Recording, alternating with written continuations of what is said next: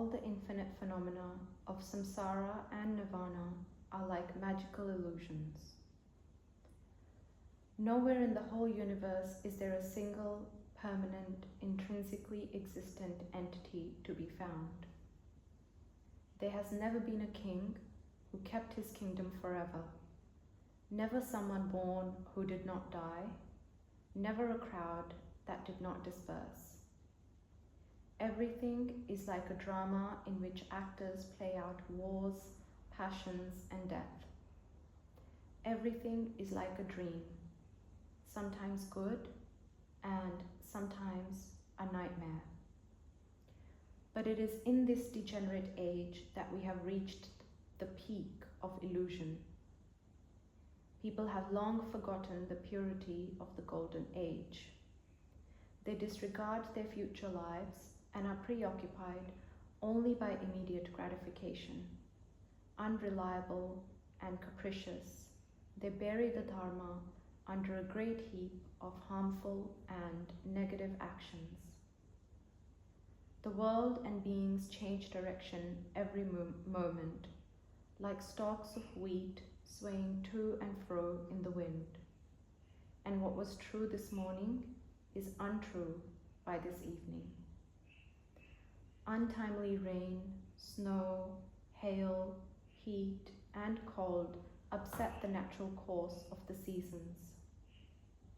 Seeing all this, we must understand that there is no point in being excessively glad when something good happens to us, as it may well turn into its opposite at any time. And we must understand that there is no point in being too depressed by bad circumstances, as our difficulties are minute compared to those endured by countless beings in the lower realms. A magician is never deceived by his own tricks. When he conjures up the illusion of horses, oxen, chariots, or whatever, realistic though as they may be, he knows that they do not actually exist.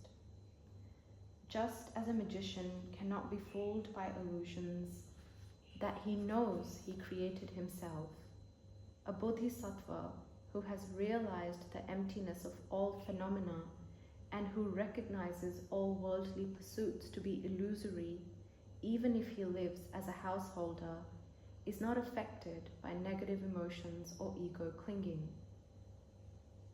Understanding the void nature of ordinary worldly activities, he is neither attracted to them nor afraid of them. He neither hopes for success nor fears failure. And he has such confidence in his study, contemplation, and practice that whatever he does brings him closer and closer to liberation. However, these days such understanding is rare. Delusion is piled upon delusion and proliferates like the antics of monkeys imitating one another. It has gone so far that it is hard for us to find a way out of it all. We have lost sight of the true nature of things, so it is difficult for us not to waste our lives. But, as Buddhas of the past have said, all phenomena are compounded. Everything compounded is impermanent. Impermanence is suffering. So we should recognize worldly values for what they are. Let go of all consideration for wealth, food, and clothes. Stop taking advantage of others and strive to mix our minds with the Dharma. If we can abandon all the busy activities of ordinary life, our Dharma practice will progress straight to its goal. Dharma practice and positive actions are also no more real than illusions and dreams. But through these dreamlike merits, we will reach the dreamlike fruit of enlightenment. We must apprehend the nature of everything in the light of the two kinds of truth, relative and absolute. In brief, relative truth is the domain of manifest phenomena. which arise through a combination of causes and conditions in a sequence of interdependent events. Now, since all phenomena are interconnected in this way, it follows that within the realm of relative truth, the law of cause and effect is inescapable. Positive and negative actions will inevitably result in happiness and suffering. Once the causes and conditions are present, nothing can prevent the result from being produced. Just as in the spring, if there are seeds in the ground, and if the sun gives warmth, and the rain moisture, flowers and fruits will appear. This is why we should always be aware of the potential of even the most minute of our actions. We should also realize how rare and precious is the opportunity to be able to practice the Dharma. We may have this opportunity in our hands now, but at any moment it could be taken away from us by death.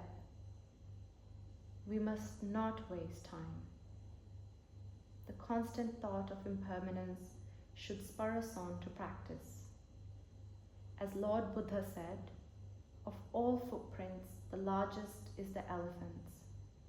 Of all considerations, the foremost is to remember impermanence. To understand the impermanence of everything is also the key to understanding the void nature of all phenomena. This is absolute truth, and it can only be apprehended by those who have achieved full realization. Ultimately, the two truths are understood to be one within the unity of appearance and voidness.